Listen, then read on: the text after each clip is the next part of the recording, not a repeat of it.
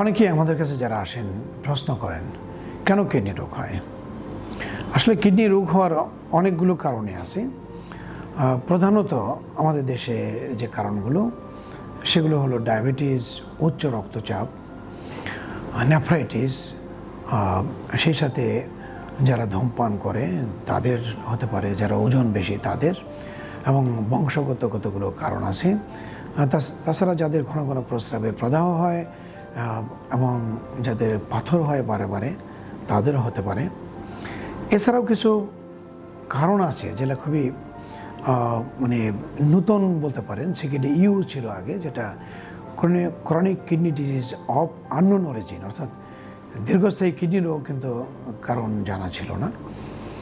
তো সেগুলো ঘেটে ঘেটে আমরা দেখা যাচ্ছে যে বিশেষ করে আমাদের মতো উন্নয়নশীল দেশ এবং যেখানে প্রচণ্ড রোদ থাকে আমাদের মতো দেশে, প্লাস সেন্ট্রাল আমেরিকা, শ্রীলঙ্কা, এই সমস্ত দেশে দেখা যাচ্ছে যে এক ধরনের কিডনি রোগ হচ্ছে যেখানে খুব একটা প্রোটিনও যায় না, ডায়াবেটিস, উচ্চ রক্তচাপও নেই, কিন্তু আস্তে আস্তে কিডনি নষ্ট হয়ে যায়। স্পেশালি যারা মাঠে ঘাটে রোদে কাজ করে এবং যাদের বয়স কম তুলনামূলকভাবে, তাদের এই রোগটা হয়ে থাকে। তো এটাকে এখন রিসার্চ করে দেখা গেছে যেটা হিট রিলেটেড, অর্থাৎ এই যে জলবায়ু আবহাওয়া পরিবর্তন হচ্ছে, এই পরিবর্তন হওয়ার জন্য তাদের বারে বারে তাদের আকস্মিক কিডনি রোগ হয় এবং সেই কারণে তাদের ছাঁকনিগুলো নষ্ট হতে থাকে। পর্যায়ক্রমে নষ্ট হতে হতে এক সময় যখন নষ্ট হয়ে যায় তখন দীর্ঘস্থায়ী কিডনি রোগ হয়ে কিডনি সম্পূর্ণই নষ্ট হয়ে যায়, তখন ডায়ালাইসিস অথবা ট্রান্সপ্ল্যান্ট লাগে তাদের বেঁচে থাকার জন্য। তাহলে আমাদের এই যে রোগগুলো যেগুলো বললাম, যে কমন রোগগুলো, এটা কিন্তু দীর্ঘস্থায়ী কিডনি রোগের জন্য। দীর্ঘস্থায়ী বলতে যে রোগটা একবার হয় সেটা ধাপে ধাপে, 5টা ধাপে একদম শুরু থেকে শেষ পর্যন্ত যেতে থাকে, অর্থাৎ প্রথম শুরু এবং শেষ ধাপে যে দেখা যায় যে কিডনি প্রায় সম্পূর্ণই নষ্ট হয়ে গেছে এবং তার পরবর্তী সময় তাকে বেঁচে থাকার জন্য ডায়ালাইসিস অথবা কিডনি সংযোজন করতে হয়, যেগুলো অত্যন্ত ব্যয়বহুল। তাছাড়া আরেকটা ধরনের রোগ আছে যেটাকে আমরা বলি আকস্মিক কিডনি রোগ। তো এই যে আকস্মিক কিডনি রোগ, এটারও কিন্তু কতগুলো কারণ আছে।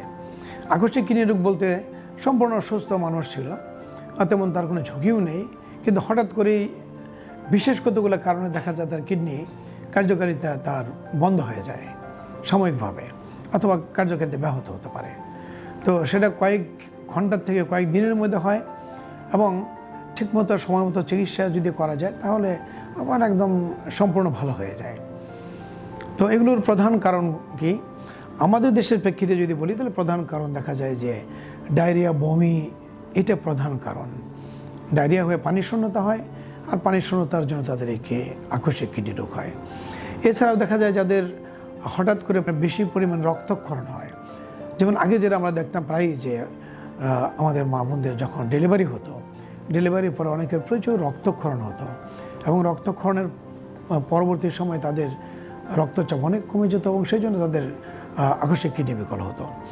তো এখনও হয় অনেকের, যেমন যে কোনো কারণেই রক্তক্ষরণ হোক না কেন, সে ডেলিভারির জন্য হতে পারে, রোড ট্রাফিক অ্যাক্সিডেন্টের জন্য হতে পারে, অথবা যদি কারো খাদ্যনালী থেকে কোনো আলসার আছে, ক্ষত আছে, সেখান থেকে যদি রক্তক্ষরণ হয়। আবার কখনো কখনো দেখা যায় যে যদি খুব তীব্র ইনফেকশন হয়, ইনফেকশনের কারণেও কিন্তু আকস্মিক কিডনি বিকল হতে পারে সেটা।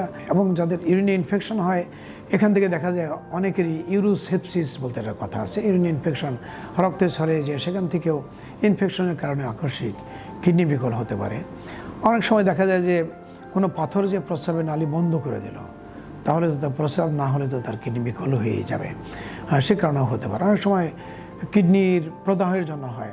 অনেক সময় যে আমরা ওষুধ খাই যেগুলো, বিশেষ করে যদি তীব্র ব্যথার ওষুধ যেগুলো আছে সেগুলো যদি খাওয়া হয়, সাথে যদি প্রচুর পানি না খাওয়া হয়, তাহলে সেখান থেকে আকস্মিক কিডনি বিকল হতে পারে। অনেক অ্যান্টিবায়োটিকের জন্য হতে পারে। অনেক সময় হার্বাল, হোমিওপ্যাথি, ট্র্যাডিশনাল যে মেডিসিন আছে সেগুলো খেয়ে আমাদের কাছে অনেকেই আকস্মিক কিডনি বিকল নিয়ে আসতে পারে। কাজে আকস্মিক কিডনি বিকল হওয়ারও অনেক এরকম কারণ আছে।